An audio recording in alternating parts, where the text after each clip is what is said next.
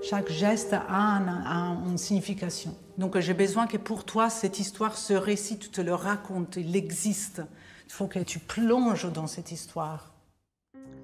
Notre film de la semaine, c'est Les Enfants d'Isadora, le 4e long métrage de Damien Manivelle. C'est un film qui est inspiré d'une chorégraphie, une chorégraphie d'Isadora Duncan, qui est une danseuse célèbre et notamment pionnière de la danse moderne du début du XXe siècle.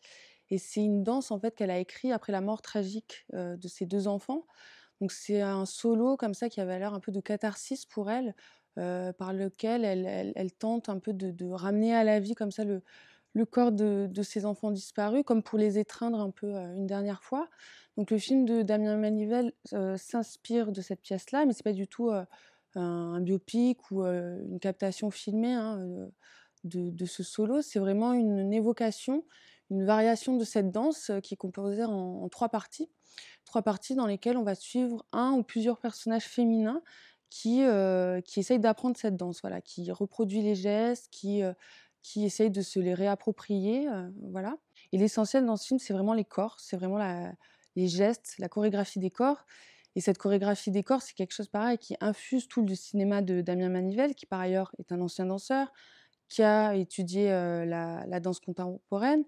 Et je pense que voilà, il pouvait pas trouver une matière aussi, précieuse et qui résonne autant avec son œuvre que cette pièce-là d'Isadora Duncan. Parce que quand je parle de chorégraphie, il faut pas entendre quelque chose de mécanique ou de technique, c'est vraiment quelque chose qui rejoint cette idée de sublimer, l'ordinaire. Donc c'est vraiment des espèces de petites épiphanies comme ça qui se produisent par, voilà, c'est une main filmée, caressant, la page d'un livre, c'est, voilà, des gestes très très discrets, très sensibles. Donc c'est un film qui est hanté par cette histoire mortifère, celle d'Isadora Duncan. C'est un film de fantôme, un film hanté par la mémoire de cette chorégraphe, mais aussi par la mémoire des personnages, qui évoluent à l'écran.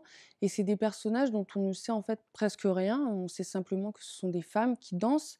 Et ça, c'est quelque chose qu'on retrouve aussi dans le cinéma de Damien Manivelle, c'est-à-dire que c'est pas un cinéma qui surcharge son récit de gadgets, scénaristiques ou qui essaye, voilà, de creuser la psychologie de ses personnages.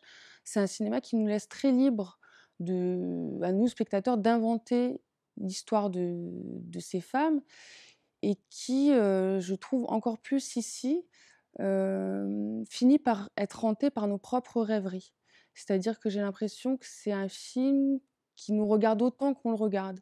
Il y a une résonance comme ça très forte, je trouve, qui s'opère dans le film. Et ce qui est très beau aussi, c'est que c'est un film qui s'interroge sur la puissance, d'une œuvre d'art, sur sa force consolatrice et sur comment elle peut nous habiter, hein. Ici, c'est l'œuvre d'Isadora Duncan et sur comment, voilà, cette œuvre traverse le temps, comment elle se transmet, comment elle peut engendrer des héritiers ou des héritières. Et toute cette question-là, ce que je trouve très fort dans le film, c'est qu'il y répond merveilleusement bien. C'est-à-dire que le film lui-même, après sa projection, il nous hante, comme un rêve, avec, voilà, ses réminiscences, ses sensations. Et tout ça est fait, de manière, très simple, très délicate et ce qui, pour moi renforce, la puissance du film. Comme j'aurais aimé que cet horrible accident fût transformé en beauté.